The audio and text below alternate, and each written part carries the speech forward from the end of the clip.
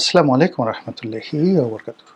সম্মানিত দর্শক, বাংলাদেশে যে রাজনীতির মেরুকরণ বা সমীকরণ বা এই মুহূর্তে রাজনীতির যে সকল আলোচনা সমালোচনা রয়েছে, সেই আলোচনা এবং সমালোচনার মধ্যে সবচেয়ে গুরুত্বপূর্ণ সমালোচনা হলো যে জামায়াতে ইসলামীর সঙ্গে ইসলামী শাসনতন্ত্র আন্দোলন অর্থাৎ চরমোনাই পীর সাহেবের যে রাজনৈতিক দল, তাদের যে জোট হওয়ার কথা ছিল সেই জোটটি হয়নি। এটি ভেঙে গেছে আপাতদৃষ্টিতে এবং এখান থেকে চরমোনাইয়ের পীর সাহেব তার দলবলসহ বের হয়ে গেছেন। বের হওয়ার পর অনেকে বলার চেষ্টা করছেন যে তাকে বের করে দেয়া হয়েছে। তো উত্তরে তিনি বলেছেন যে আমাদেরকে বের করে দেয় এমন সাধ্য কার আছে? আমরা বের করে দিয়েছি তাদেরকে। এই গেল এক। ২ নম্বর হলো তারা বের হওয়ার পরেও জামাতের পক্ষ থেকে বলা হয়েছে যে তাদের জন্য এখন আমাদের দরজা খোলা রয়েছে। তো সেক্ষেত্রে চরমোনাই পীর সাহেবদের বক্তব্য হলো যে দরজা খোলা রয়েছে মানে কি? আমরা কি জামাতের ঘরের মধ্যে জামাতের দরজা দিয়ে ঢুকবো? এতটা কি দায়ে পড়েছি আমরা? এই ধরনের কথাবার্তা। এখন এই যে জামাত এবং চরমোনাই পীর সাহেবের মধ্যে যে বিচ্ছেদ হলো, এটাকে আকর্ষণীয় করার জন্য আমি তালাক শব্দটি ব্যবহার করেছি। তালাক শব্দের অর্থ পরিত্যাগ করা। আমাদের দেশে তালাক যে আরবি শব্দটি, এটি কি সাধারণত স্বামী-স্ত্রীর সম্পর্কের ক্ষেত্রে ব্যবহৃত হয়। কিন্তু আরবি ব্যাকরণ অনুযায়ী আপনি যখনই কোনো কিছু পরিত্যাগ করবেন, কোনো কিছুর সঙ্গ এবং সংস্রব পরিত্যাগ করবেন, তখন সেটিকে তালাক বলা হয়। তো এক্ষেত্রে তালাক শব্দটি হলো যে দুটো রাজনৈতিক দল এবং দুটো ইসলামপন্থী রাজনৈতিক দল, তাদের মধ্যে যে তাহজিব এবং তমদ্দুন রয়েছে, অর্থাৎ সংস্কৃতি রয়েছে, চিন্তা এবং চেতনা রয়েছে, কর্ম রয়েছে, আচার এবং আচরণ রয়েছে, পোশাক পরিচ্ছদ রয়েছে, হাল এবং সুরত রয়েছে। এক্ষেত্রে হয় কি, এদের সঙ্গে যদি একটা মিলন হতো, সেটা অনেক অনেক সুন্দর হতো। তারা উভয় দাড়ি রাখেন, উভয় টুপি পরেন, উভয়ই আল্লাহ রাসূলের কথাবার্তা বলেন, উভয়ই পাঞ্জামা পরেন, পাজামা পাঞ্জাবি পরেন, কোরআন হাদিস নিয়ে কথাবার্তা বলেন এবং মানুষের সঙ্গে আধ্যাত্মিকতার একটা সম্পর্ক তৈরি করে দুনিয়া এবং আখিরাত একত্র করার যে রাজনীতি, সেই রাজনীতি তারা কায়েম করতে চান। তো সেক্ষেত্রে যখন এই দুটো রাজনৈতিক দল একত্র হলো, তার সঙ্গে আবার ইসলামী শাসনতন্ত্র আন্দোলনের বাইরে গিয়ে খেলাফত মজলিস, তারপর হেফাজতের যে অন্যান্য যে অংশগুলো, তারা যখন একত্র হলো, সবাই ধরে নিল যে এবার ইসলামপন্থীদের মধ্যে একটা জাগরণ তৈরি হয়েছে এবং সেই জাগরণটি যদি সত্যিকার অর্থে কাজে লাগানো যায়, তাহলে তারা হয়তো ক্ষমতায় চলে আসবে। তো এই ক্ষমতায় চলে আসার ফলে কি হলো, এই জোটকে নিয়ে সবারই ভয় ছিল এবং আমাদের দেশে যে ভোটের যে সমীকরণ রয়েছে, সেই সমীকরণে কখনো কখনো ২,০০০, ৩,০০০, ৪,০০০ ভোটে অনেকে পরাজিত হন। কোনো কোনো সিটে ১০,০০০, ২০,০০০, কোনো কোনো সিটে ৫০,০০০ ভোটের একটা সমীকরণ হলে সেখানে ভোটের ফলাফল পাল্টে যায়। বিএনপি বিপুল ভোটে, সংখ্যাগরিষ্ঠ ভোটে জয়লাভ করে, এরকম সিটের সংখ্যা ৫০টির বেশি নয়। আবার আওয়ামী লীগও একক সংখ্যাগরিষ্ঠতা নিয়ে একেবারে নিরঙ্কুশভাবে বিজয় লাভ করতে পারে, এরকম ভোটের যে নির্বাচনী এলাকা, এটি ৫০টির বেশি নয়। বাকি যে জায়গাগুলো, সেখানে হাড্ডাহাড্ডি লড়াই হয়। এমনকি কোনো একটি পরিবারের যদি ৫০০ ভোট থাকে, সেই ৫০০ ভোটও নির্বাচনের ময়দানে ক্ষেত্র বিশেষে ওই সংসদীয় আসনের ফলাফল বদলে দিতে পারে। জামাতের সারা বাংলাদেশে ছড়ানো ছিটানো ভোট রয়েছে, কোথাও খুব বেশি, কোথাও খুব কম। একইভাবে চরমোনাইয়েরও সারা বাংলাদেশে ছড়ানো ছিটানো ভোট রয়েছে। আমাদের দক্ষিণ অঞ্চলের প্রায় সবগুলো জেলাতেই চরমোনাই পীর সাহেবদের ভোট আছে।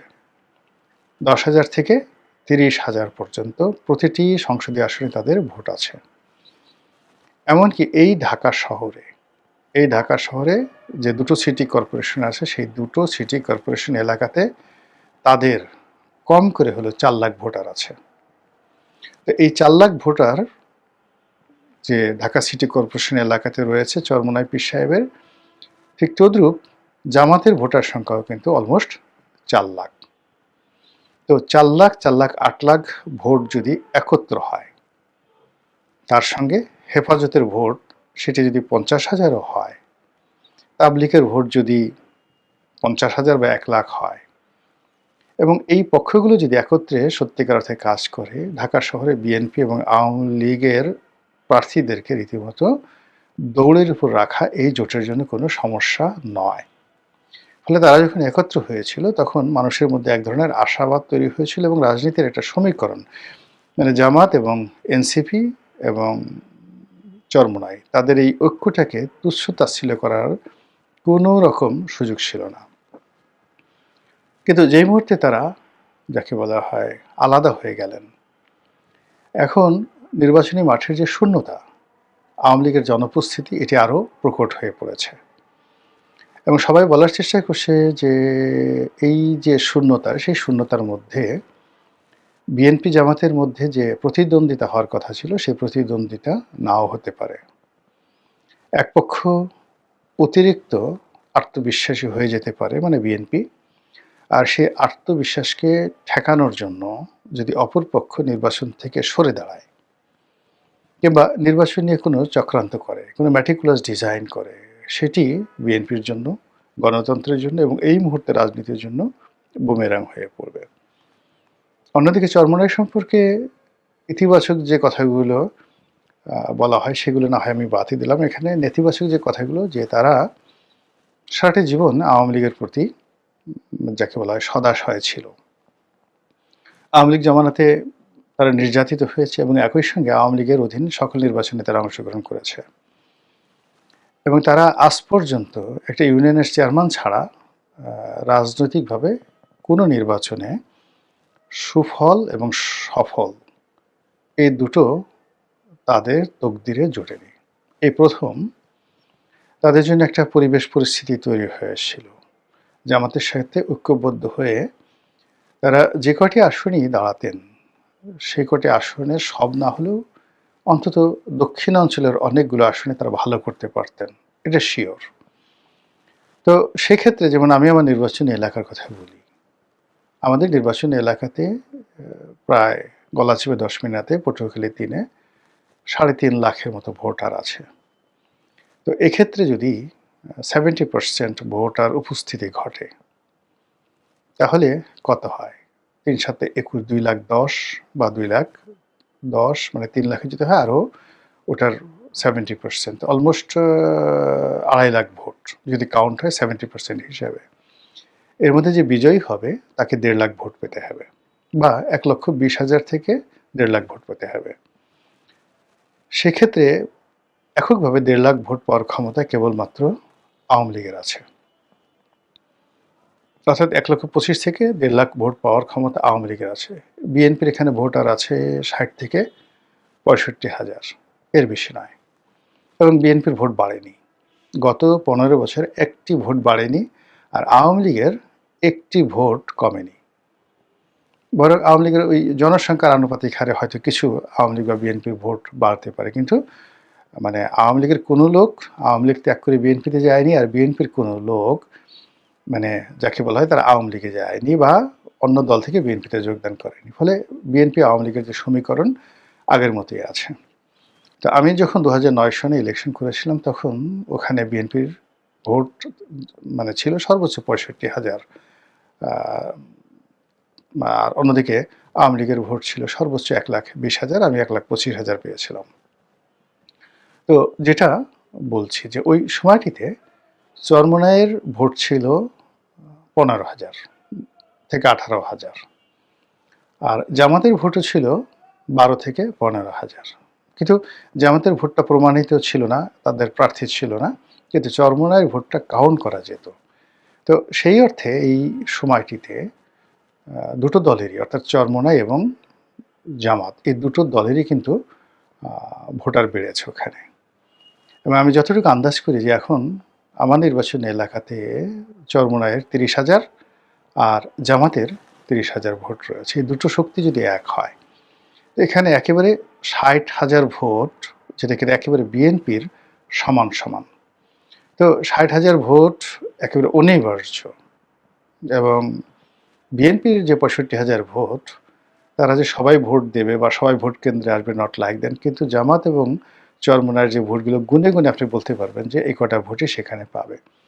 তো সেক্ষেত্রে বিএনপি বা তাদের যারা জোটের প্রার্থী, তারা যতই শক্তিশালী হন না কেন, জামাত এবং চরমোনাই যদি সম্মিলিতভাবে ওখানে প্রার্থী দিতেন, নিশ্চিতভাবে জামাত বা চরমোনাইয়ের প্রার্থী সেখানে জয়লাভের একটা সম্ভাবনা ছিল, এবং সেটা অলমোস্ট 60 to 70% ছিল জয়লাভ করার সম্ভাবনা। একই অবস্থা বাউফলে, মানে আমাদের পাশের সিট পটুয়াখালী ২, একই অবস্থা পটুয়াখালী সদরে। এবং সবচেয়ে বিপজ্জনক হলো যে মানে কুয়াকাটা কলাপাড়া যে আসনটি, এই আসনে জামাত এবং চরমোনাই নিশ্চিত 100% তারা জয়লাভ করত। আমি এই ৪টি আসনের কথা এভাবে বলে দিলাম। এর বাইরে বরগুনা যে আসনটি, সেখানে কি হতো আমি এটা বলতে পারবো না।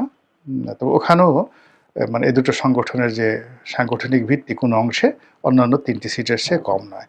ফলে পটুয়াখালীর ৪টে সিটই এই জামাত এবং চরমোনাই তাদের পাওয়ার সম্ভাবনা ছিল। তো সেক্ষেত্রে অন্যান্য জেলাতে কি অবস্থা হলো, এটা নিয়ে কেন জামাত বা এনসিপি বা চরমোনাই তারা নিজেরা উদার হলেন না, এটা আমার মাথায় আসছে না। দ্বিতীয়ত যে যদি এই সময়টিতে চরমোনাইয়ের সরে যাওয়ার কারণে ভারত এবং আওয়ামী লীগের আধিপত্য বাড়ে, নির্বাচনের পথে একটা বাধার সৃষ্টি হয়, তাহলে আজীবনের জন্য চরমোনাই বাংলাদেশের রাজনীতিতে কলঙ্কিত একটি অধ্যায় হয়ে থাকবে। আর অন্যদিকে যদি আওয়ামী লীগ ফিরে আসে, তাহলে চরমোনাইয়ের অত্যাচারে জামাত বন্ধ ইসলামী সংগঠন বাংলাদেশে টিকতেই পারবে না। ওখানে একদিকে চরমোনাই, অন্যদিকে হেফাজতের যে অংশটি আওয়ামী লীগের সঙ্গে ছিল, মুফতি ফয়জুল্লাহ, আহমেদ শফি সাহেবের ছেলে, হাটহাজারী মাদ্রাসাটা মোটামুটি যাদের দখলে, ওই গ্রুপটি, তার সঙ্গে সঙ্গে তাবলিগ জামাত, এই তাবলিগ জামাতের একটা বিরাট অংশ, এবং কওমি লাইনে মাওলানা মাহমুদুল ইসলাম সাহেবের যে প্রভাব রয়েছে, সব মিলিয়ে আওয়ামী লীগ ইসলামী অঙ্গনে এখনও আওয়ামী লীগের যে শক্তিমত্তা রয়েছে, সেই শক্তিমত্তার অর্ধেকটিও মানে যাকে বলা হয় এখন বিএনপি জোট অথবা জামাত জোটের নেই।